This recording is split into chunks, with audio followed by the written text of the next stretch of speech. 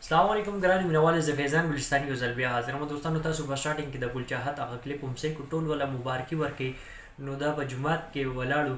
نو دوستانو زه به تاسو سره د ګل چاحت متعلق په دې ویډیو کې چې کوم د هغې کارونه دي زه په دې ویډیو کې به تاسو سره د هغې خبرې به بیان کوم.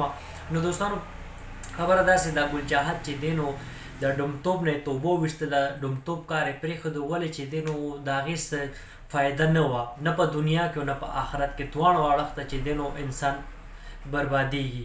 نو څنګه مخکې ما تاسو سره دا خبره شیر کړې ګل چاحت چې دی نو عمرې دپاره تللی وه. تاسو هم کتلې عمرې ته لاړه. هلته کې چې دی نو شکر الحمدلله چې دی نو یو خواجه سرا چې دی نو یو ډومتوب کار یې پرېښودو د الله پاک په لاره باندې راغلو. دا ډېر ښه خبره ده، د مبارکي خبره ده چې دی نو دې ته مبارکي ورکول پکار ده. نو د خوشحالۍ خبره هم ده. نو الله پاک دې دا نور چې کوم دی دی هم د نیکۍ هدایت ورکړي دی چې دی نو د بدو لار پرېږدي او نیکو ته یې پام شي. نو دوستانو دا تبلیغ ته اوس روان دی ګل چاحت.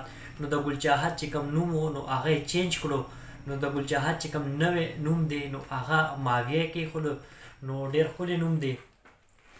نو دا ډېر ښه فیصله یې وکړه چې د دې چې کوم نوم و ګل چاحت نو ګل چاحت اوس به ورته خلک نه وایي. اوس چې کوم دی نو د ګل چاحت کوم نوم دی نو هغه ماویه.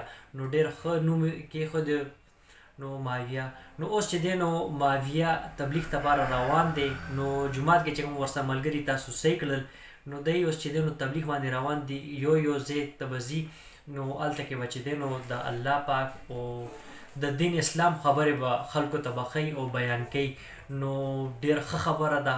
داسې چې کوم کسان خپل چې کوم دغه زوړ کار و یا ډومتوب و یا داسې وغیره وغیره نور چې کوم غلط کارونه چې کوم زموږ اسلام د هغه شي اجازت نه ورکوي نو هغه پرېږدي او د الله پاک په لاره باندې هغه کسان راشي نو هغوی ته چې دی نو هغې دپاره خوشحالېدل هم پکار دي، خوشحالي هم ورسره مناول پکار دي. او بله خبره دا ده هغه کسان چې دی نو اپریشیټ کول پکار دي.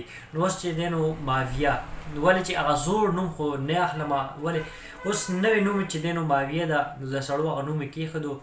نو اوس ماویه چې دی نو د تبلیغ په لاره باندې راغلو، د الله پاک په لاره باندې راغلو. نو الله پاک دې ماویه خپل لاره کې قبول کړي او الله پاک دې مونږ هم چې دی نو خپل په لاره کې قبول کړي. ولې چې زموږ نه کوم ګناهونه شوي دي، خطاګانې شوي دي، مونږ هم چې دی نو الله پاک نه توبه وباسو.